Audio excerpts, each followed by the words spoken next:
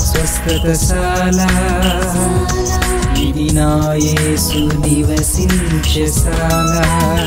దేవునికి స్తోత్రములు కలుగునుగాక, దేవునికి మహిమ కలుగునుగాక. దేవునికి ఇచ్చేవారిని దేవుడు ఆశీర్వదిస్తాడంట. అందుకని ఇక్కడ పౌలు భక్తుడు అంటున్నాడు, మనఃపూర్వకముగా మీరు మాకు సహాయం చేసిన దానిని బట్టి మీ సామర్థ్యము కంటే, మీ శక్తి కంటే, మీ బలము కంటే కూడా, మీరు సంపాదించిన దానికంటే కూడా ఎక్కువగా మీరు మాకు సహాయం చేశారు కనుక మీరు తప్పకుండా అభివృద్ధి పొందుతారని సెలవిస్తూ ఉన్నాడు. ఫిలిప్పీలకు రాసిన పత్రిక 4వ అధ్యాయం 16వ వచనం, ఏలయనగా తెస్సలోనికయలో కూడా మీరు మాటి మాటికి నా అవసరము తీర్చుటకు సహాయము చేసితిరి. భక్తుడైనటువంటి పౌలు ఎక్కడున్నా కూడా ఆయన అవసరతలన్నీ కూడా వీరు తీరుస్తూ ఉన్నారంట. వీరు తీర్చిన ప్రతిసారి కూడా భక్తుడైనటువంటి పౌలు వారిని ఆశీర్వదిస్తూ ఉన్నాడు. ఏమని ఆశీర్వదిస్తూ ఉన్నాడు? మీరు 30దంతలుగా, 60దంతలుగా, 100ంతలుగా ఫలించాలని ఆశీర్వదిస్తూ ఉన్నాడు. ఆయన ఆశీర్వదించే కొలది వీరు వర్ధిల్లుతూ ఉన్నారంట. ప్రియులారా, ప్రభు సన్నిధిలో చేరిన ప్రభు బిడ్డలమైన మనం ఇవ్వడం ఒక దీవెన, ప్రేమించడం ఒక దీవెన, సహాయం చేయడం ఒక దీవెన. ఉదాహరణకు లూకా సువార్త 10వ అధ్యాయం 34-35 వచనాలు మనం చదువుకుంటే అక్కడ ఒక చక్కని మాట వ్రాయబడి ఉన్నది. ప్రియులారా, ఏంటంటే ఒక బాటసారి ప్రయాణము చేయొచ్చు, మార్గములో దొంగల చేత చిక్కుకొని దొంగలు ఆయన్ని ఇష్టం వచ్చినట్టుగా కొట్టినట్టు వ్రాయబడి ఉన్నది. కొట్టిన తర్వాత ఆయన ఏమయ్యాడు? కొన ప్రాణముతో పడి ఉన్నాడు. ఆ కొన ప్రాణంతో పడి ఉన్నటువంటి వ్యక్తిని చాలామంది రోడ్డు మీద నుండి వెళ్తూ ఉన్నారంట, కానీ ఎవరు కూడా ఆయన్ని పట్టించుకోవట్లేదంట. ఎవరు అక్కడ పడి ఉన్నాడు, రక్తగాయాలతో ఉన్నాడు, ప్రాణముతో ఉన్నాడు, మూలుగుతూ ఉన్నాడు, బ్రతికాడా చచ్చాడా ఏంటి పరిస్థితి అని ఎవ్వరు కూడా తొంగి చూడట్లేదంట. ప్రియులారా, మౌనంగా ఎవరి రూట్లో వాళ్ళు వెళ్ళిపోతూ ఉన్నారంట. ఇదంతా చూసినటువంటి ఈ మంచి సమరయుడు ఉండలేకపోయాడంట, నిలవలేకపోయాడంట, ఆయన వల్ల కాలేదంట. ప్రియులారా, చాలామంది వారింటి వారినే వారు ప్రేమించలేని స్థితిలో ఉంటారు. సొంత భార్యనే ప్రేమించలేని వారు, భర్తనే ప్రేమించలేని వారు, సొంత కుమారుణ్ణి కుమార్తెనే ప్రేమించలేని వారు, తల్లిదండ్రులనే ప్రేమించలేని వారు, అత్తమామల్నే ప్రేమించలేనటువంటి వారు ఎవరో రోడ్డున పడి ఉంటే ప్రేమిస్తారా? పట్టించుకుంటారా? పట్టించుకోరు కదా. ఈలాగున ఆ బాటసారి రోడ్డుకు పడి ఉంటే అందరూ అదే త్రోవలో వెళ్ళిపోతూ ఉన్నారంట. ప్రభుని నమ్మిన వారు కూడా వెళ్ళిపోతూ ఉన్నారంట. ఈ సంగతులన్నీ చూసిన తర్వాత ఒక మంచి సమరయుడు, అనగా యేసయ్యను నమ్ముకున్నటువంటి ఒక వ్యక్తి ఆ రూట్లో వెళ్తూ ఉన్నాడంట. ఆ దృశ్యము చూడగానే, ఆయన అక్కడ పడి ఉండుట చూడగానే వెంటనే ఇక తట్టుకోలేకపోయాడంట. వెంటనే ఇప్పుడు మనవలే బండ్లు, స్కూటర్లు, కార్లు, లేక ట్రైన్లు, ఇంకా ఏమేమో అప్పుడు లేవు ప్రియులారా. అప్పుడు కాలినడకే వెళ్ళాలి, లేదంటే గాడిద కానీ గుర్రం మీద కానీ వెళ్ళాలి. అయితే ఆయన కూడా ఒక గాడిద గుర్రం మీద ప్రయాణం చేస్తూ ఉన్నాడు. ఆయన దాన్ని అక్కడ ఆపి ఆయన దగ్గరికి వెళ్ళి చూస్తే రక్తగాయాలతో పడి ఉన్నాడు. వెంటనే ఆయన తన వస్త్రమును చింపి గాయాలన్నీ కట్టి దాని మీద ఎక్కించుకొని ఒక సత్రం దగ్గర తీసుకుని వెళ్ళి ఆ సత్రంలో ఉన్నటువంటి ఆయనకు అప్పగించి, ఈయన కోసం ఎంతైనా నువ్వు ఖర్చు పెట్టు, 3 పూటల భోజనం పెట్టు, అమౌంట్ ఏమైనా ఉంటే నేను చూసుకుంటాను అని అన్ని బాధ్యతలు ఆయనకు అప్పగించి, మరలా నేను తిరిగి వచ్చినప్పుడు నువ్వు ఎంత ఖర్చు పెట్టావో దానికి తగినంత నేను చెల్లిస్తాను, ఈయన జాగ్రత్తగా చూసుకొని చెప్పి పంపించాడు. ఇక్కడ మనం ఒక సంగతి ఆలోచన చేయాలి. ఏంటంటే ఇప్పుడు మన ఇంట్లో ఉన్నటువంటి వారినే సరైనటువంటి ప్రేమను మనం పంచలేకపోతూ ఉన్నాం, ధారాళంగా సహాయం చేయలేకపోతూ ఉన్నాం. అయితే ఈయనకు ఎవరో రోడ్డున పడి ఉన్నారు, కానీ దాటిపోలేకపోయాడు. ఈ మంచి సమరయుడు దాటిపోలేకపోయాడు.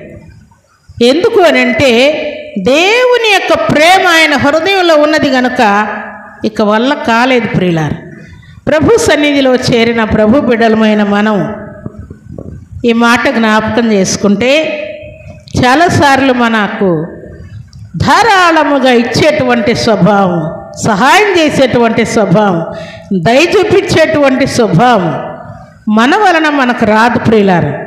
ఇది దేవుని వలన మాత్రమే వస్తూ ఉన్నది. అందుకే ఈయన దేవుని వలన ఈ చక్కటి స్వభావాన్ని ఎరిగి ఉన్నాడు గనుక ఈ ప్రేమతత్వాన్ని, ఈ ధారాళముగా సహాయం చేసేటువంటి సుగుణాన్ని మనం కలిగి ఉంటే ఎవరు కష్టపడుతున్నా మనం తట్టుకోలేం ప్రియులారు. మన వల్ల కాదు, చూస్తూ ఊరక ఉండలేం. ఏదో ఒకటి మన శక్తి కొలది చేసి మన ఆత్మను తృప్తిపరచుకోవాలనుకుంటాం. అలాగే గ్రంథం 2వ అధ్యాయం 15వ వచనం చదువుకుంటే, రూతమ్మ మోయాబు దేశం నుండి వచ్చింది. ఆమె ఎవరు అంటే నయోమి కోడలు. నయోమి కుమారులు భర్త చనిపోయారు.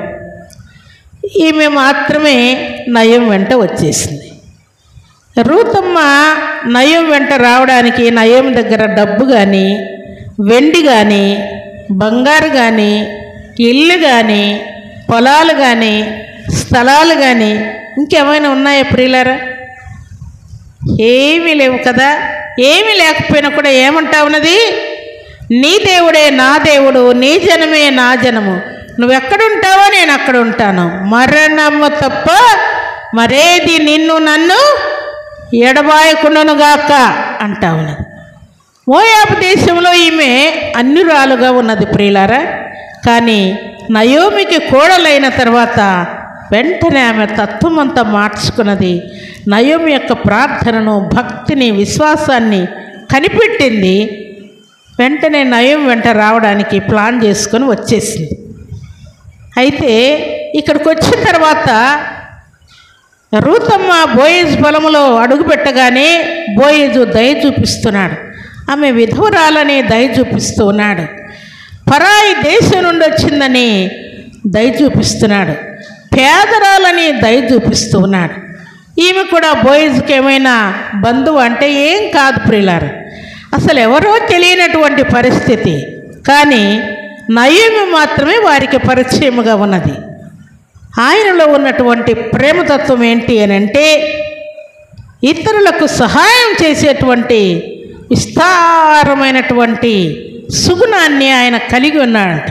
రూతమ్మ బోయేజు సహాయం చేసినటువంటి ఆ ధాన్యాన్నంతా తీసుకుని ఇంటికి వచ్చినప్పుడు నయోమి అడుగుతాను, ఎక్కడి అమ్మా ఈ ధాన్యం అంతా, ఈ గోధుమలు, ఈ ఎవలు, ఇవన్నీ ఎక్కడివి అని అడుగుతూ ఉంటే ఆమె అంటా ఉంది, మా నేను వెళ్ళినటువంటి పొలంలో ఉన్నటువంటి ఆ యజమాని నాకు చాలా ప్రేమతో, దయతో ఈ ధాన్యం అంతా ఇచ్చాడని చెప్తా ఉంటే నయోమి ఒక చక్కని మాట అక్కడ అంటది. చనిపోయిన వారికిని బ్రతికి ఉన్న వారికిని ఉపకారము చేయు ఈయన ఆశీర్వదింపబడునుగాక, దీవించబడునుగాక అంటా ఉంది. ఎవరు చనిపోయారు? నయం భర్త చనిపోయాడు. నయోమి 2 కుమారులు కూడా చనిపోయారు. ఒకవేళ నా భర్తను, నా కుమారులను జ్ఞాపకం చేసుకుని ఏమైనా సహాయం చేస్తున్నారులే అనుకుంటే వారు బ్రతికి కూడా లేరు కదా, చనిపోయారు. చనిపోయిన వారిని కూడా దృష్టిలో పెట్టుకొని సహాయం చేసినటువంటి ఈయన దేవుని చేత దీవించబడునుగాక అని అంటా ఉన్నది. ప్రభు సన్నిధిలో చేరినటువంటి ప్రభు బిడ్డలమైన మనం దేవునికి ఇచ్చే విషయంలో మనం అభివృద్ధి పొందాలండి.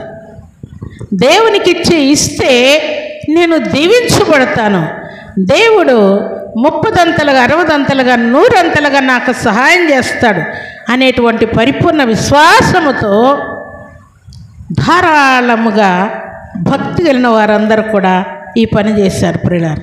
అందుకే మంచి సమరయునికి ఈ శ్రేష్టమైన సుగుణం వచ్చింది.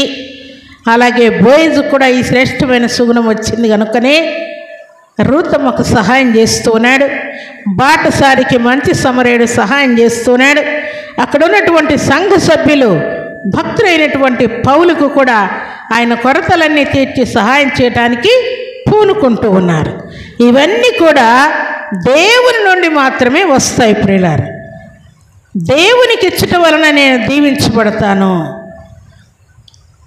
దేవుని యొక్క ఆశీర్వాదాన్ని తప్పకుండా నేను పొందుకుంటాననేటువంటి ఆలోచనతో వారు ముందుకు పోతున్నారు కనుక వారు భారంగా ఫీల్ గారు.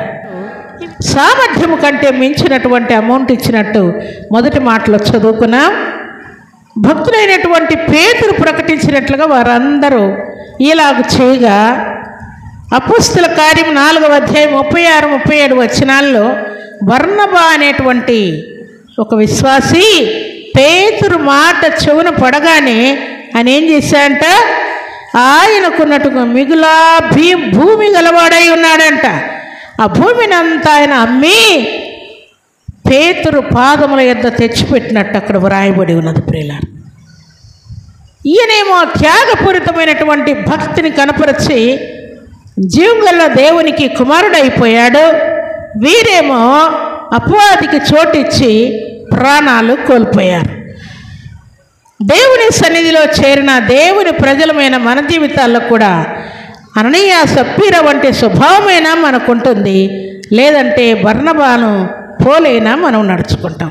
ఈ రెండిట్లో ఏదో ఒకటి మనకు వర్తిస్తూ ఉంటుంది ప్రియులారా. ఒకవేళ అననీయ సప్పీరా వంటి స్వభావం నాకు తక్కువైపోతుందేమో, నేను దేవుని పాదాల దగ్గర పెడితే, పేతురుకు ఇస్తే, లేక కానుక డబ్బు దగ్గరికి వెళ్తే నాకు తక్కువ అవుతుందేమో అనుకొని అననీయ సప్పీరా ప్రాణాలు కోల్పోయారు. నీ భర్త సంపాదనైనా, నీ సంపాదనైనా, నీ కుమారుని సంపాదనైనా, నీ కుమార్తె సంపాదనైనా, ఎవరిదైనా సరే నీ చేతిలోకి అమౌంట్ పడగానే కృతజ్ఞత భావము నీలోనికి రావాలి. నా దేవుడు నన్ను ఇలాగున దీవించాడు, ఇదిగో 10 రూపాయలు నా చేతిలోకి వచ్చాయి, లేక 10,000 నా చేతిలోకి వచ్చాయి, 1,00,000 రూపాయలు నా చేతిలోకి వచ్చాయంటే ఇదంతా దేవుని కృపే. దేవా, నిన్ను బట్టే నేను ఇలాగ దీవించబడ్డాను, అందుకే కృతజ్ఞతగా ఈ అర్పణ నీకు ఇస్తున్నాను. ఇదిగో నా చేతిలో ఎంత పడిందో అంత నేను నీకు లెక్క చెప్పవలసి ఉన్నది అని కృతజ్ఞత భావముతో నువ్వు దేవునికి అర్పణిస్తావు. అంతే, నీకు తెలియకుండానే అక్కడే చేసేస్తావు. అది చేయకపోతే నువ్వు నిద్రపోలేవు, ప్రార్థన చేసుకోలేవు, మనశ్శాంతిగా భోజనం చేయలేవు. ఎప్పుడైతే దేవునికి అర్పణిస్తావో అమ్మయ్య బరువు దిగిపోయినట్టుగా ఉంది. నా దేవుని నేను సంతోషపెట్టాను, నిశ్చయముగా నా దేవుడు ఇంతకంటే 30 అంతలు 60 అంతలు 100 అంతలు నా దేవుడు నన్ను అభివృద్ధిపరిచి ఆనందముతో నింపుతాడన్న సంతోషముతో విశ్వాసముతో నువ్వు నింపబడతావు. అంతే, శ్రేష్టమైనటువంటి కార్యాలు చేయటానికి మనం అభివృద్ధి పొందాలని దేవుడు జ్ఞాపకం చేస్తూ ఉన్నాడు. అలాగే విశ్వాసములో కూడా మనం అభివృద్ధి పొందటం వలన విశ్వాసములో ఏమున్నదనంటే ప్రేమ ఉన్నది, ప్రేమలో దేవుడు ఉన్నాడు. కాబట్టి ప్రభు సన్నిధిలో చేరిన మనమందరం కూడా అన్ని విషయంలో ఆత్మీయంగా, శారీరకంగా, ప్రార్థనలో, విశ్వాసములో, దాతృత్వములో అన్ని విషయాల్లో 30 అంతలుగా 60 అంతలుగా 100 అంతలుగా మనం అభివృద్ధి పొందాలని పరిశుద్ధాత్మ దేవుడు కోరుకుంటూ ఉన్నాడు. అలాంటి కృపా భాగ్యం సర్వశక్తిమంతుడైనటువంటి దేవాతి దేవుడు సర్వ సమృద్ధిగా మనందరికీ అనుగ్రహించి ఆశీర్వదించునుగాక. ఆమేన్.